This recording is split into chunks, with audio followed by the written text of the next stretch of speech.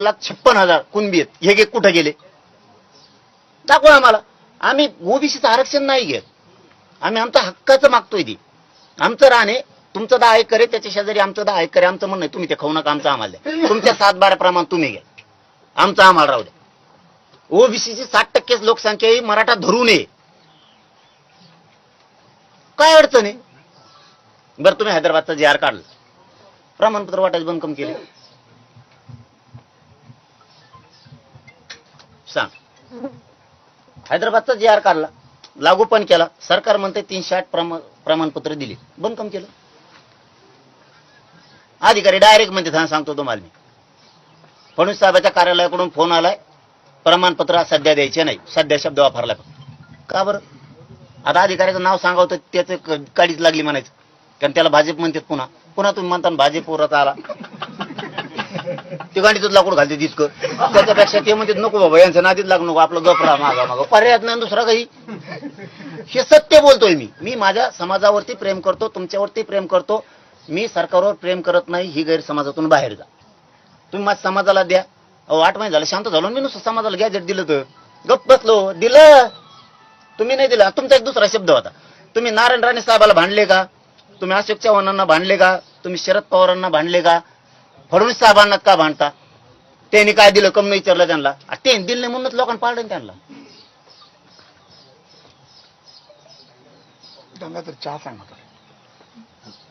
दिलं नाही म्हणूनच लोकांनी पाडलं, तुम्हाला आणलंय ना. आता मग तुम्हाला भांडवतो, त्यांना भांडून काय करायचं? आलो ना मी भांडण करायला तुझ्याशी. हा पण हे सांगायला तुम्हाला मी, तुम्ही ते जे प्रश्न होते त्या प्रश्न होते. आता गॅजेट तुम्ही दिलं, त्याचे सगळे प्रमाणपत्र बंद केले.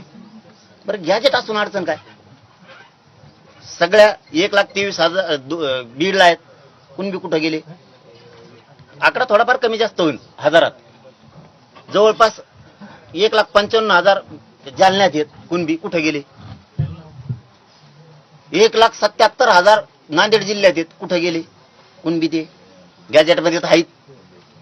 लातूरमध्ये आहेत, हिंगोलीत आहेत, परभणीत आहेत, धाराशिवमध्ये आहेत. हे गेले कुठं? मग जर आमचं गॅजेट येतं द्या ना तुम्ही. राहू दे, का रद्द केलं?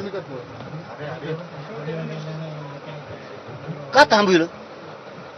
नाही मी दादा आपल्याला तेच सांगायला, ह्या गोष्टी छोट्या नाहीत, पण हा कुठेतरी गॅप आहे.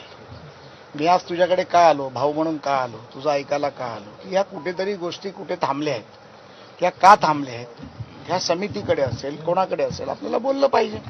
म्हणून मी म्हटलं ना, माझं गंगाधरशी बोलणं झाल्यानंतर गंगाधरचं म्हणणं होतं 7-8 विषय दादांच्या मनामध्ये फार आहेत, जे तुम्हाला चर्चा करावे लागतील. तर मी म्हटलं मी येऊनच वैयक्तिक बोलतो, तुम्ही मला मेसेज करणार, मी तुमच्याशी फोनवर बोलणार, असं व्हायला नको. आता जे तुम्ही मला म्हणाला, हैदराबाद गॅजेटबद्दल बोलला, आपलं औंध गॅजेटबद्दलचा एक विषय असू शकतो, मुलांच्या नोकरीचा प्रश्न असू शकतो, गुन्हे मागे घेण्याचा प्रश्न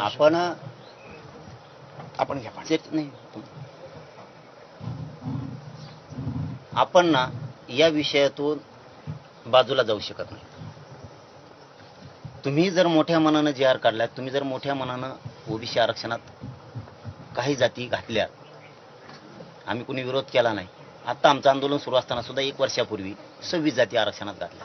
म्हणजे आंदोलन सुरू आमचं आणि तुम्ही जाती घालता त्यांचे, आणि ज्या बसतच नाहीत ते आहे. कोण गरीब? मला निकष सांगा बरं, आरक्षणाचा मागास ठरवण्याचा निकष काय? तुम्ही ज्या ओबीसी समाजाला आरक्षण दिलं, निकष काय लावला मागास सिद्ध होण्याचा?